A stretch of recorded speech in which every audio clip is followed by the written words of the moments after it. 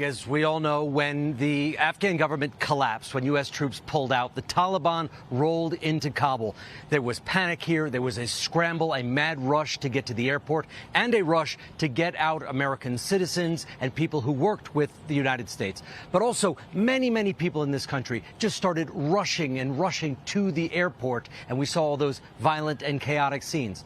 Now we're up against a deadline. President Biden says he wants this done by August 31st. He may have to decide as early as today if he's going to extend that deadline. And just yesterday, NBC News has confirmed, Washington Post first reporting it, that the CIA director was here on a secret mission in Kabul meeting with the Taliban's top political leader. The clock is ticking at Kabul International Airport, where the evacuations are in high gear. The U.S. only has 1 week to get this done. The Taliban say if the evacuations extend beyond August 31st, a date set by President Biden, there will be consequences. So the race is on. This is now an extremely busy airfield. Every few minutes, new planes are coming in, and they are not just from the United States.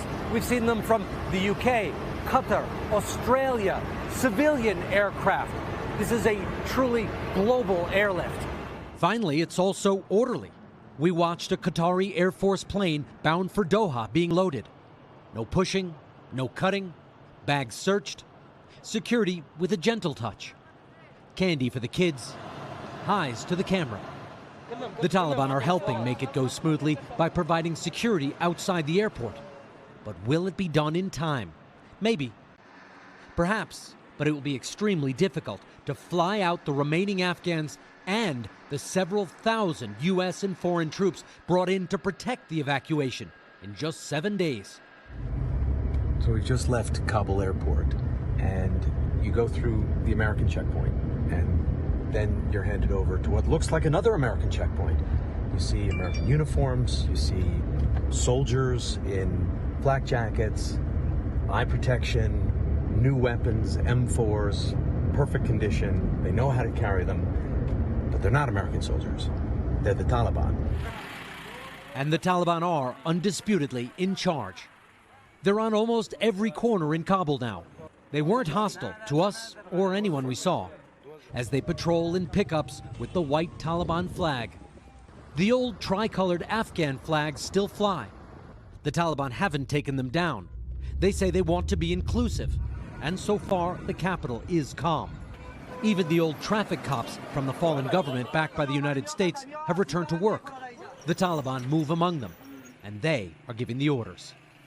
So, Richard, you mentioned the Taliban helping facilitate the evacuation effort. We just saw it there on the tarmac specifically. But what exactly does that look like on the ground? And does that mean that the United States is essentially working with the Taliban on this?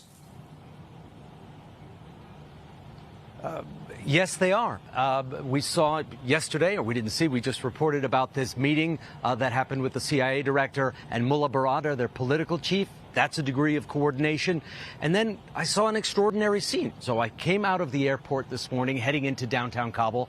Downtown Kabul is controlled by the Taliban. You leave the security bubble of the airport itself. You leave the last American checkpoint, and literally yards away, they can see each other. The Americans doing security checks, the Taliban doing their security checks. There is no distance between each other. Both sides are armed. There is not a hostility. They are trying to, maybe it's hostility inside, but there's no overt hostility. And they are both trying to clear the path to get people processed through and to keep people who have no business being at the airport, who wouldn't qualify, who are just trying to get their way onto flights, to keep those people back. So they are just yards apart, and there is no overt hostility. So there is certainly a degree of coordination. Our chief foreign correspondent, Richard Engel, on the ground for us once again in Kabul this morning. Richard, thank you. Hey, thanks for watching our YouTube channel. Find your favorite recipes, celebrity interviews, uplifting stories, shop our favorite deals, and so much more with the Today app. Download it now.